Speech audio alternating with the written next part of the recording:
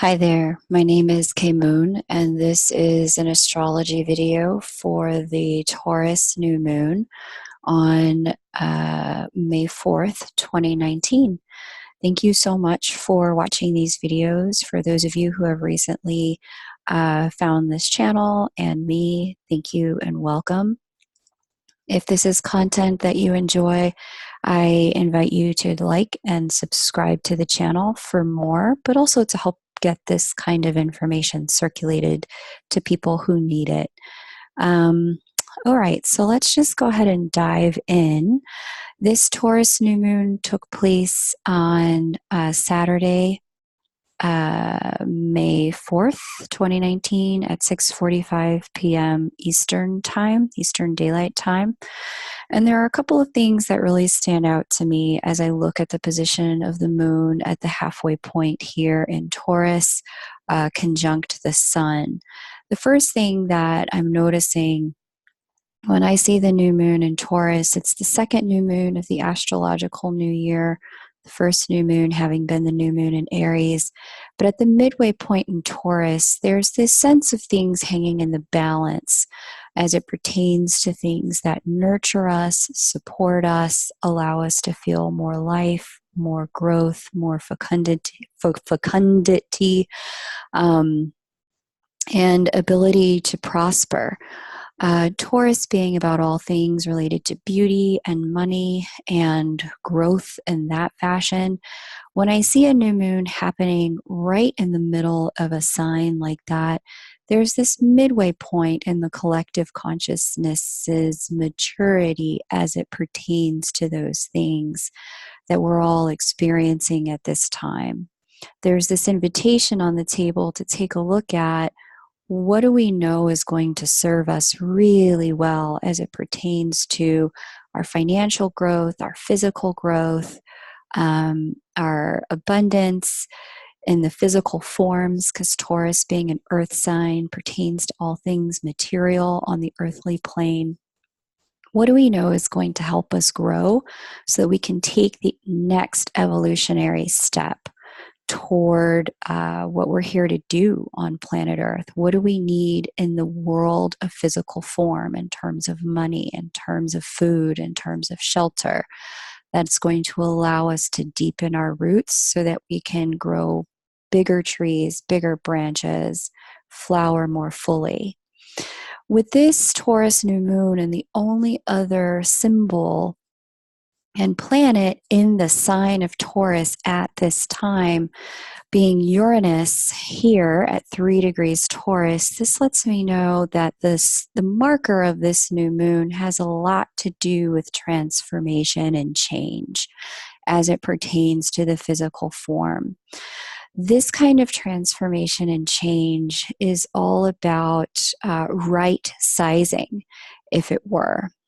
Finding our way toward things that are appropriately sized for our dreams, the people we're meant to become, that which we're meant to embody while we're on planet Earth in this lifetime. If you are finding at this point in time, due to many of the changes out here in Capricorn, which I'll get to in a moment, but if you're finding that things like place of residence is needing to change, things like your work scenario, either the place of work or the role that you play at work, things in your physical body, surgeries and or illness and or a sudden compulsion to transform your body in a way that works better for you are all on the table at this time, that this would be why. With Uranus marking this new moon, this is a time of new beginnings that are forcing us toward the direction that we're meant to grow in. It's almost as if the pot we were in cracked as a plant, and now we're getting repotted in an appropriate size pot for the next step of our journey. And we wouldn't be able to continue down the path we were on physically without this repotting. So keep that in mind, especially if the changes are uncomfortable at this time.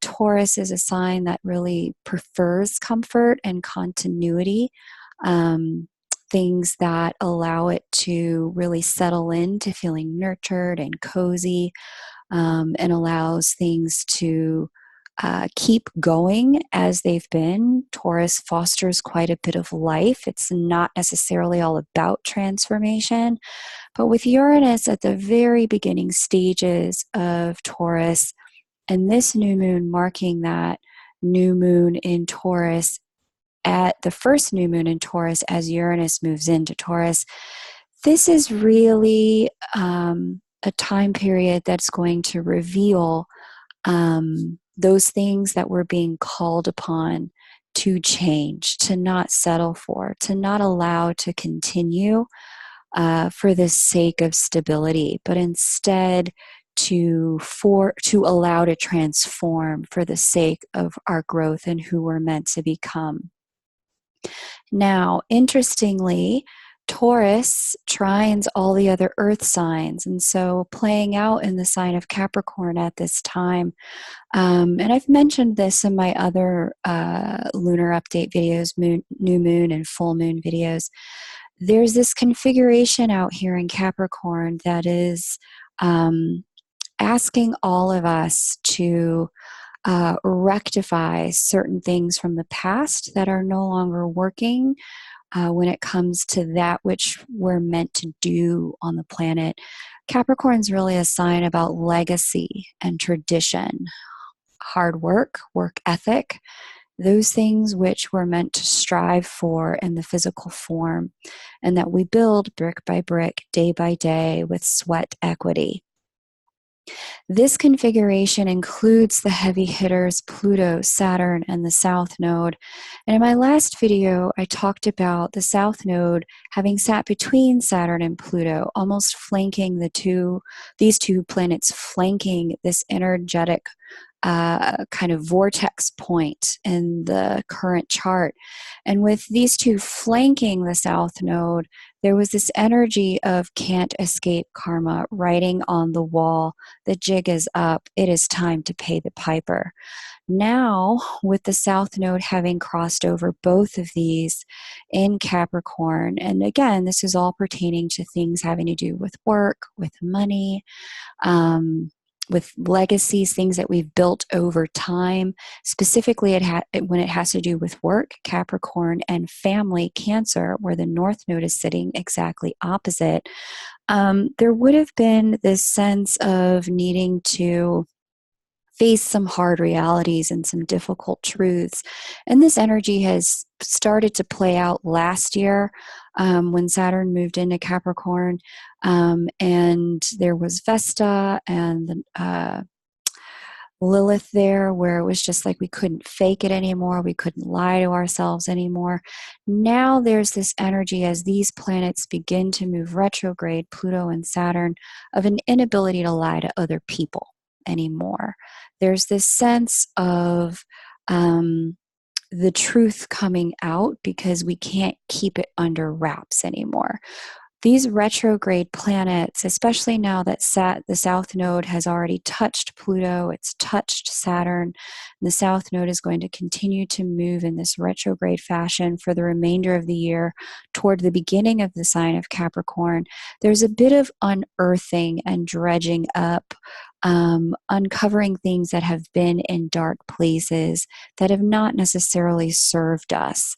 Ways that we've either been living or things we've been telling ourselves, or things that have been allowed to persist as it pertains to these Capricorn and Cancer areas: work, legacy, tradition, family out here, and money, things that nurture us, etc. There are things that we're just no longer going to be allowed to fake it anymore with others, now that we know the truth for ourselves. Retrogrades planets, and these two planets just went retrograde in the last week, Saturn and Pluto, they tend to bring forward the more spiritual energy of those planets for those who are awake. For those who are maybe a little less awake, they tend to bring about opportunities to redo and revisit and rework the energies symbolized by those planets. Pluto being life, death, and rebirth, transformation. With a Pluto retrograde and the areas just mentioned, this would be all about. Um, this would be all about money, needing to redo things as it pertains to money, in particular investments, loans, debts, needing to revisit those agreements and restructure them in ways that are actually closer to the truth of what's doable, what's realistic on the world stage, especially in the United States. Um, this is part of how the US college admissions scandal has started to come to light. This Pluto retrograde has exposed ways in which money has been used on behalf of others in the realm of legacies that has really harmed people in the process. It's brought that to light and exposed that. Saturn going retrograde really being about integrity. Saturn retrograde really being about the ways that we've kidded ourselves around time and the time things take, ways that we have really not been disciplined in areas that pertain to Capricorn or pertain to Cancer.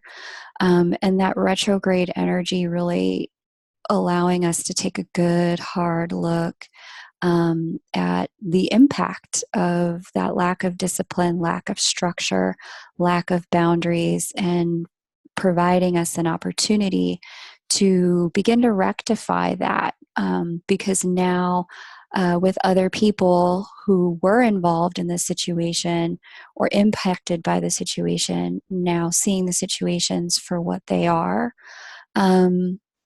there's now a real opportunity on the table for healing and rectification, bringing things into right order.